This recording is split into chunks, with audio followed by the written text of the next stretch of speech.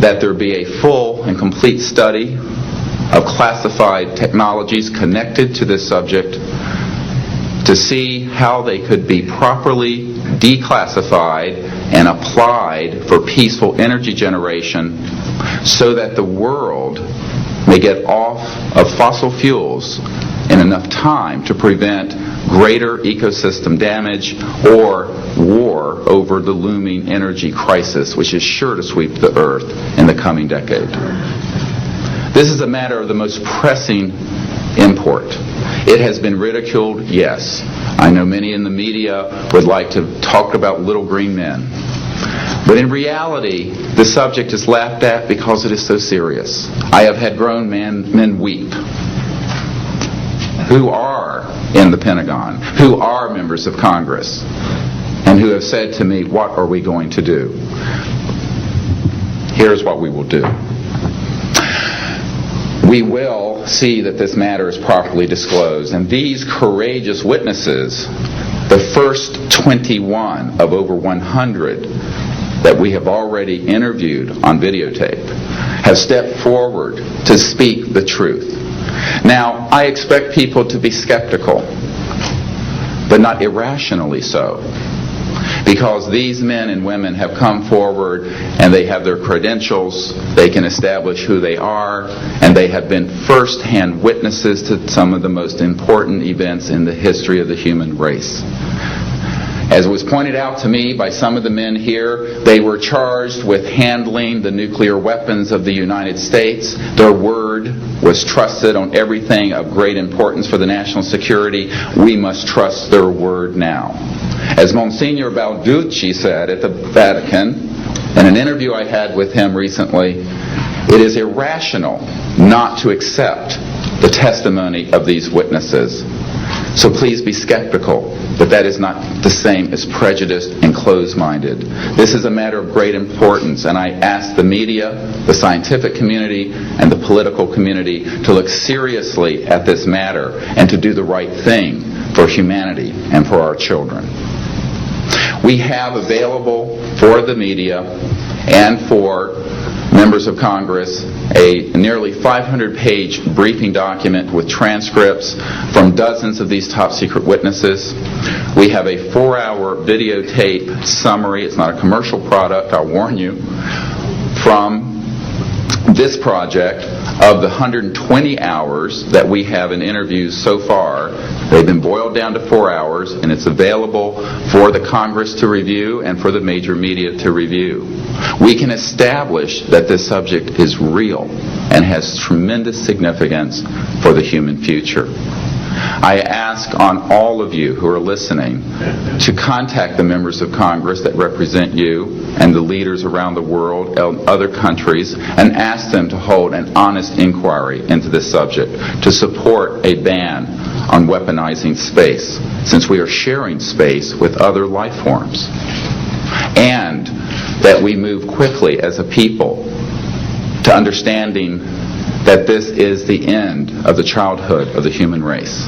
It is time for us to become mature adults in the cosmic civilizations out there. To do this, we must become a peaceful civilization, and we must look as we go into space with an intent of cooperating with other civilizations, not weaponizing that high frontier. The men and women who will speak next will do so in order, beginning on your left.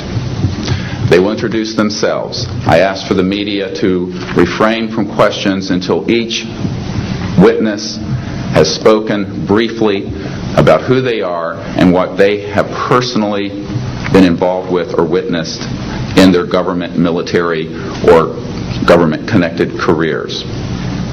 At the end, we will have questions. All of you may ask questions for as long as we can stay here, and we will provide you with all the information that you need.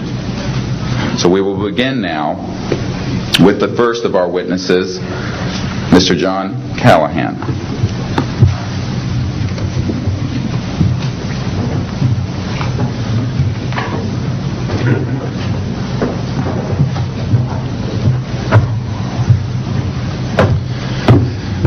My name is John Callahan. I'm a retired FAA employee. I was the division manager for the Accidents Evaluation and Investigation Division in D.C. About 2 years before I retired, I received a call from Alaska region where the region wanted to know what to tell the media. When I questioned, tell the media what? He says about the UFO, and it went downhill from there. What UFO? It turned out I told him what any government employee would do at that time was to tell them it's under investigation. And then I had him send all that data to the FAA's tech center in Atlantic City. The next day, my immediate boss, service director, Javi Safir, and I went to Atlantic City. I had just purchased a new video camera, and I videoed the event. In Atlantic City, we had them play back on a scope, you would call it a scope, a plan view display, PVD, exactly what the pilot seen or what the controller seen, and we tied it in with the voice tape so we could hear exactly what the controller said and what he heard, and we taped it. We came back the next day, briefed the administrator, Admiral Ingen, on what happened. He wanted a 5-minute briefing. After we started the briefing, he wanted to know if he could see the video. We put the video on. He watched the video, the whole video. The next day, he set up a meeting for me to give a dog and pony show to President Reagan's scientific staff and whoever they brought over, and to hand off all that data to them.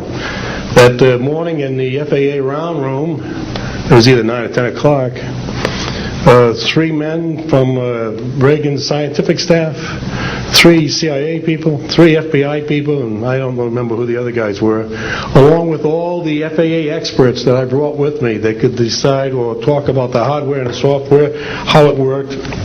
We put on a dog and pony show. We let them watch the video.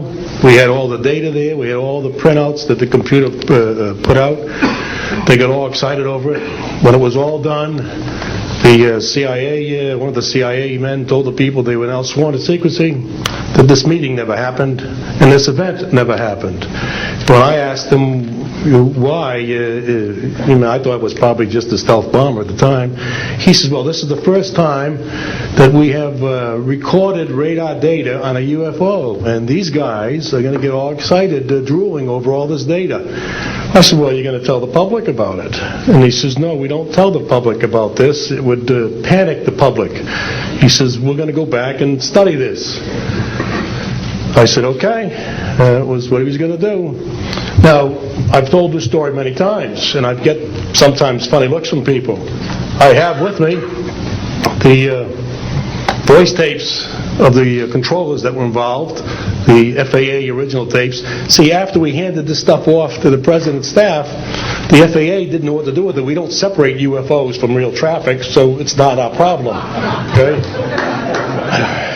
I have a copy of the original of the video that we took, which is rather interesting.